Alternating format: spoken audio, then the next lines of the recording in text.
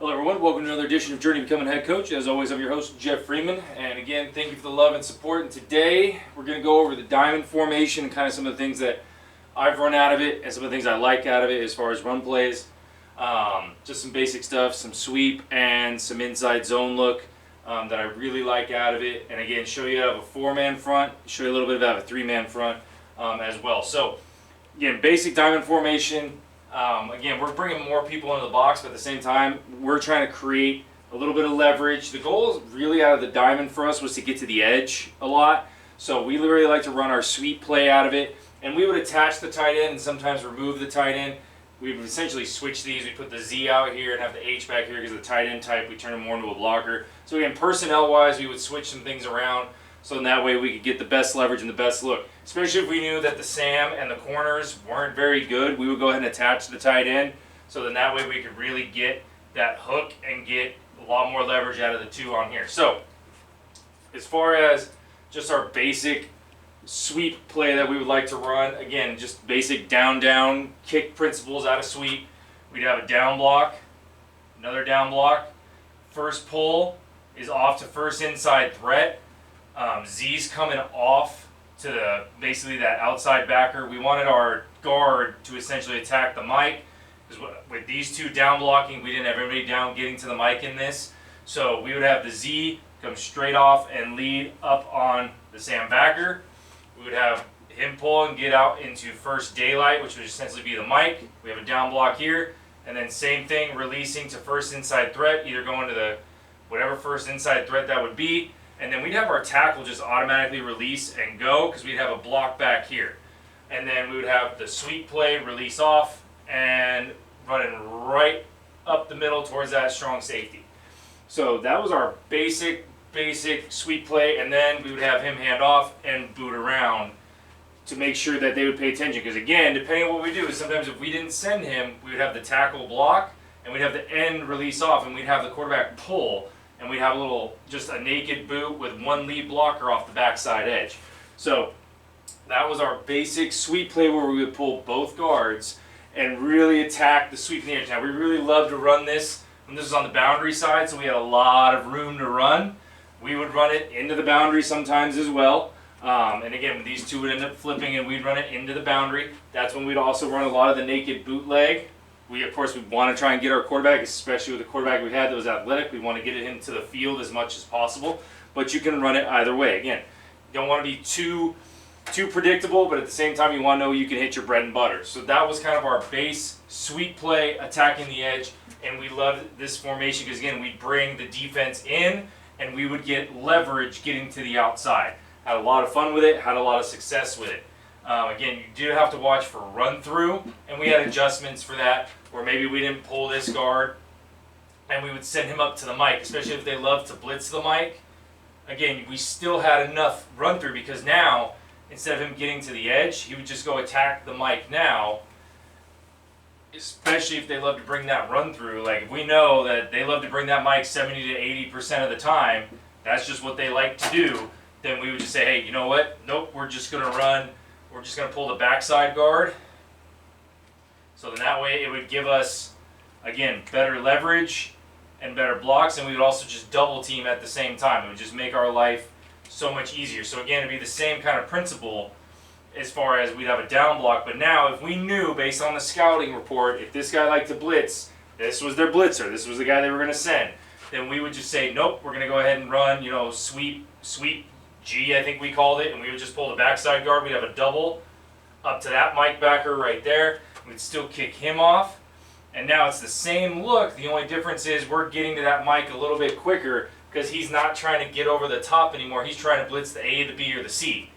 So we're saying, fine, you want to blitz all the time? We'll just pull our one backside guard, and we still have everybody blocked, and we're off to safety, corner, whatever first inside threat, and then our F is still releasing on his same track. So it worked out really nice as far as being able to pull that off and making sure we had adjustments based on what they like to do. And then same thing out of the, let's just say out of an even front, or an odd front, sorry.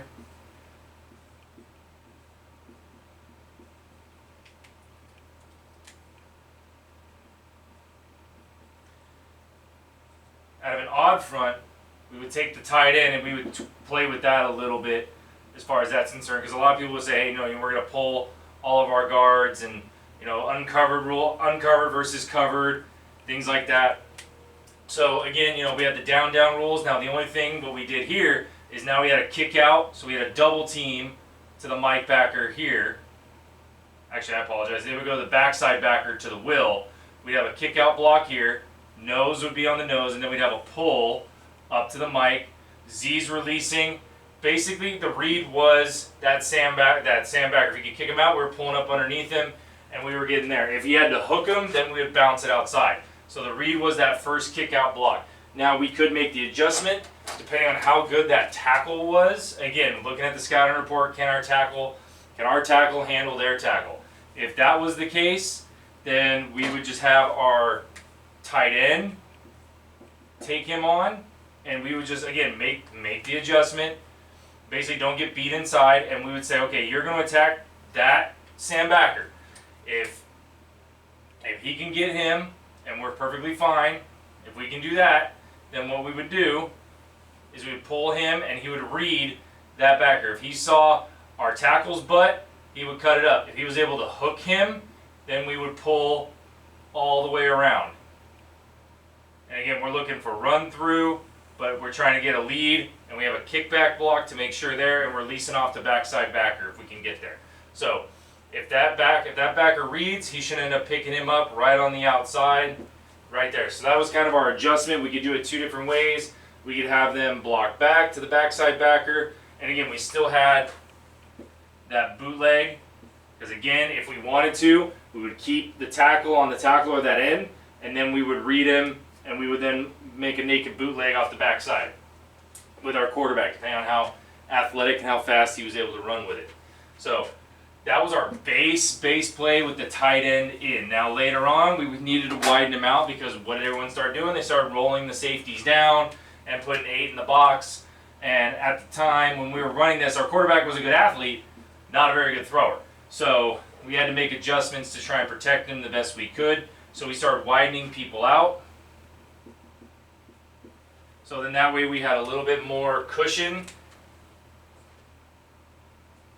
So that was our kind of our attempt to say, okay, well, they want to bring people in the box, well, let's try and spread them out. Even though we're not a very good throwing team, let's try and widen people out. So at least that way, it took the corner out, and now that we had a little bit of a threat here, depending on if they ran up into cover 2, what we tended to do is if the X, we looked to the boundary receiver, we kept our X on the boundary, and if that corner was 8 or 10 yards off, if he was really deep for whatever reason, whether it was cover 2 or cover 3, we would tell our quarterback, catch and throw it, because our X was our best receiver, and we would say, fine, catch, throw it, get 4 yards, and we'll keep going. Because in that way, that would force the corner down, and then maybe they would rotate that safety down to try and take that away as well. So then that way, or rotate him back, so in that way when they had less in the box, we kind of worked off of that. If he was back and he was back, we would try and throw that as quickly as possible.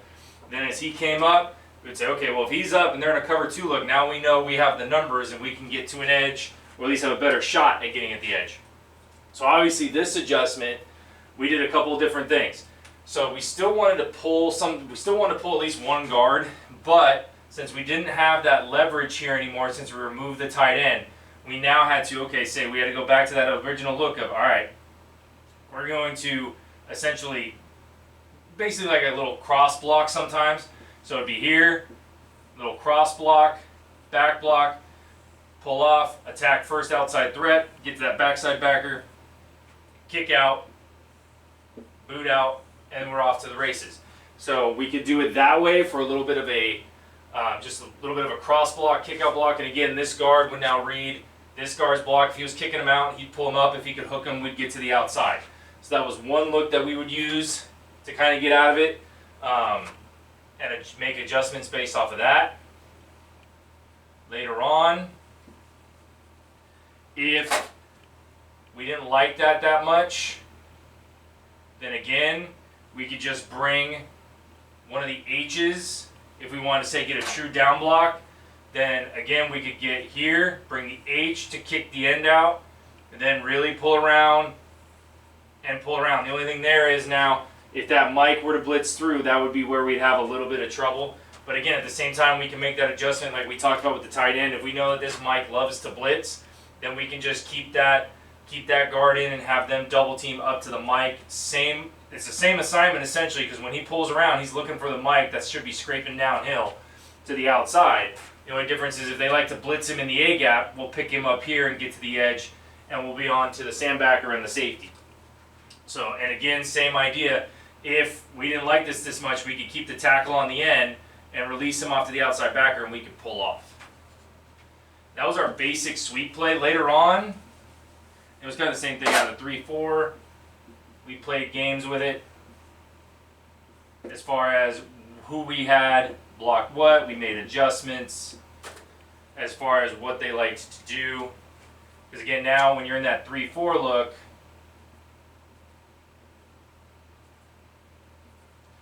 again, we did the same thing based on what, if he was really cheating and he was back, we would throw that really quick. If he started getting up, you know, and we knew it was cover 2. Sometimes if we knew that this safety was cheating over or cheating down, that was another thing we looked for too out of the cover 2, no matter what front it was.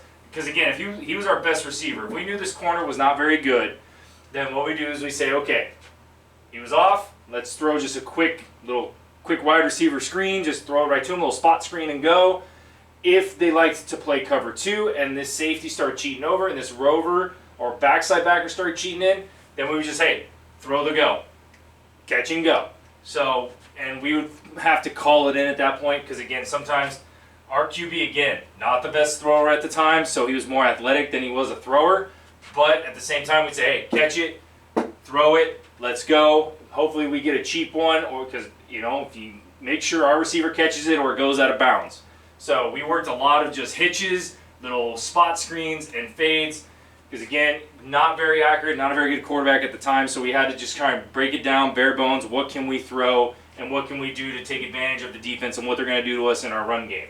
So, now out of this, again, the nice thing about it is that we had a little bit more leverage, because if that outside backer played outside, we would step here and attack. H would go off to first outside threat. Guard would pull around. Again, depending on what happened here, he would either cut it up to the mic or bounce it out, depending on what happened. Nose on nose, pull out and around, release to there, and then he's looking for first threat, which usually ended up being that tackle, pull around, and get going. Now again, we can make adjustments depending on how good this tackle and mic were. It gave us a lot of options to get to the edge, which was nice. So it worked out really well for us on that front. It gave us options to get to the edge and not have to worry about, you know, not having enough guys to block this person or this person. We had leverage everywhere. It was just a matter of what we had to make adjustments for. And to be honest, we didn't see a lot of odd front. We saw more four-man front, so we had a lot more angles and a lot more ability. So now, again, we could keep that guard in and we could get a nice double team, step down hard, up to the mic. He could still release. We're here, pull up the hole, get going, block back, release off to that backside backer, and our guards pulling up to Mike or strong safety, and we're off and running. So that was, again, nice. That was our basic sweep play that we ran with one tight end. We could run it with double tights. We didn't do it very often because our X receiver was our best receiver. So we didn't run it out of double tights. We did get into double tights when we got to goal line, but then when we got to goal line, we're getting vertical push, we're running dive, ISO, you know, we're running all kinds of crazy things going straight up the gut. So that was more towards our goal line, but when we were in, you know, the 40 to 40, we were saying, all right, we want him out. We'll play games where we bring him in out depending on what they're trying to do, if they're going to rotate a safety down and anything like that. And we had play action out of that, where again, it was kind of based on the corner and the safety and whatnot, because if they brought the safety down and they were going to rotate the safety, we bring the Z on a post if we were going to run play action. Now, of course, play action, we just had our line, slide, protect, and we just basically did 7-man protection for the most part. So everyone just slide protected in the direction of the play we would normally run. N would kick back. H would act like they're going to block and then go out on a little out route here. So again, if they took off with the Z, this was our first read. We would just go first down, hopefully touchdown, and then if he couldn't get it, he was taking off and running. It was 1-2 and go. Now, what we did have on the backside is we did have a little bit of basically an 8 to 10 yard drag backside, and this one had to be a call based on what we saw. So it was like, okay, and the F would replace where the H was. So he faked the handoff, boot outside, and he was looking, okay, corner takes off, boom, I'm throwing here. No, corner stayed up, safety rotated up. He rotated over late, so I can get that. Or if he didn't rotate at all very well, or if he rotated quickly over the top, and this was taken, we would say, okay, hey, we're going to run, sweep pass. You're looking for the drag because they're already lined up in cover 3, and we've already hit this a couple times. So now that free safety's cheating, and he's cheating, so now we're going to hit that drag right behind the backers. So he was a late key when we would hit this in the second half a lot, because we would hit this once or twice in the first and second half, and then we wanted to run it one more time or a couple more times. We would see that they would start cheating. He would start cheating over because they were waiting for it. It'd be second down, third down and long, whatever it would be. We'd okay, we need to make a shot. Or we'd run it on first down too. But in any case, when we saw them start to cheat and we call it, we'd say, okay, sweep, check the drag first.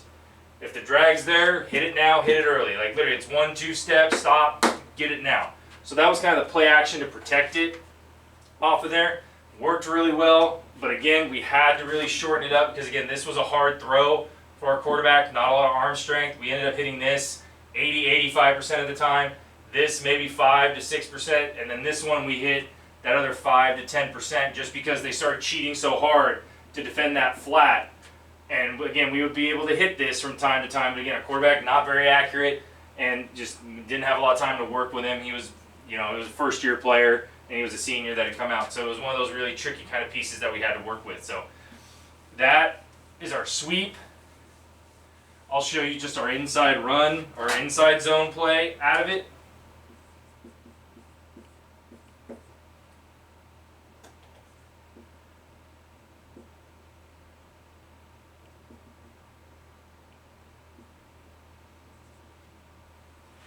So later on when we got really good, we liked to run some inside zone out of it as well. So now what we did here is we also would have, when we started running inside zone, the quarterback was a little bit better. We were able to do some pre-snap kind of things again, same as what we were doing before. We were reading the X, but we're also reading the Z at the same time. Because sometimes you would notice corner might play a little tighter on the boundary, play a little bit looser on the field. So basically our quarterback, hey, you're going left, right, then do the run play. So that's kind of how we performed it to some degree, just to make life easy. We go, hey, left, right, okay, both are taken up, boom, fine, let's run the run play, we'll be fine. And we'll just keep on, off and running.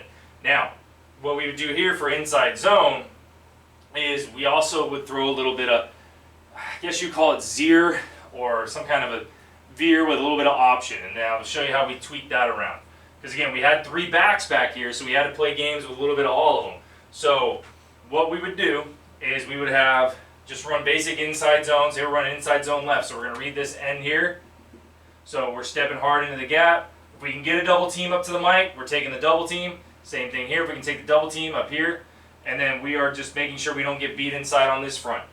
The H is going to just release off to the first outside backer he can find, or possibly up to the safety. If this end cheats down, because we're in that pistol, so he's going to come up hard, and then obviously you're either going to bang it, bend it, or bounce it. But if he cheats hard down inside to take this off, what a lot of people didn't catch what we did at the E is we basically looped him around at the same time on the snap of the ball. So if he got that pull read, now the quarterback is releasing following the H, and now we had an option play off the back end. So that was kind of the nice thing, and we'd either option the Sam backer depending on if the H missed, to be brutally honest, or if he got him, now when that safety comes down, he's attacking that safety, and now we can option off the safety. So it was a nice way, again, for us to get the edge on the pull read, and it dedicated 3 players to our zone option read on the backside. So we would have our 5 against their 4, or their 5 against our 5 against their 5, and then we just had everybody kind of taken up. We had 3 extra players taken up on the back side. So if these 3 were staying on this side to account for our option, we knew that as long as we blocked this correctly, we had our tailback against the safety. And primarily, usually against their free safety, which is more of their pass player versus their run player. So made it really nice for us, and we could also run outside zone out of it as well, and we would do the same thing, except for we didn't really do the option out of it. We did more of what you would call kind of an inverted veer. So normally on a veer, you know, if the tailback's the one attacking up the middle, well, in this case, we did more where our quarterback would be the one that would attack the middle. So that was our adjustment if we wanted to run outside zone. And to be quite honest with you, it was an outside zone, and again, it was more like a veer, zeer, however you want to define it to your players, however you want to define it. But again, we tried to do the same thing where we would attack the outside, so we try to get as many double teams as we could. And we're reading this end here. So again, if that sandbacker's out there, that's who the H was supposed to go for, was that sandbacker outside. But now, the trick was what we did is also our F would release to the outside as well on outside. Basically, if you look at it this way, it's our pulling sweep, but now we have our 2 outside backs running this. Because now what we did is we had the E run straight across, and again, his goal was to get 4 yards outside the tackle box. That was his goal, get 4 yards and then turn it up.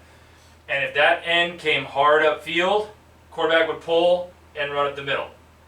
If the end came down, let him get outside. So again, we ran a couple different things out of this. So this was more of our outside zone play, but it was also a nice little tweak on our sweep play. So we could get to the edge using guards, or we could get to the edge using our tailbacks to set the edge. So it was a really nice, I'd seen this at a clinic, and I was like, hey, we need to use this to protect our sweep. So this is what we did, is we started adding this in. So if our guards, or they liked to do run through, and we didn't want to pull our guards because we were afraid of those 2 backers, you know, getting through, like, okay, let's use our 2 backs to set the edge. We'll read that end, and we'll turn it basically to an inverted veer. Instead of our tailback being the one that's cutting up, if that end comes up hard, we'll just pull the quarterback, and he's trying to attack that A-gap, attack that midline right up the gut. And we would average 4 yards a carry when we were running this really well, and we were able to block it. So again, a lot of little tweaks out of the diamond formation. You have some pulley guard attacks, and you have some inside-outside zone attacks. And then again, we used these to keep everybody honest, because our quarterback, later on we got a better quarterback, and we were saying, okay, if these corners are playing off, let's throw it, let's get 4 yards, and let's roll. So little fun out of the diamond formation, little couple different things, some inside zone, a little bit of an outside zone, and then a true double guard sweep. So I hope you enjoyed it. I hope you enjoyed that. I know it's a little quick, but I'm trying to make these videos a little bit quicker because I know some of them end up going rambling. I'm going 30, 40 minutes. So I hope you enjoyed it. Again, like, share, comment if you liked it. If there's something you really want me to go over or research and take a look at, or maybe something I haven't run, and I'm trying to be brutally honest, the stuff I have run versus I haven't. I've run a little bit of the diamond formation. So again, if there's something you want me to cover, please just drop it down in the comments, and I'll do my best to either research it, or if I've done it, I'll show you what we've done using whatever you would like me to look at. So again, have a great day, be great, push limits, hold the line, and thank you so much.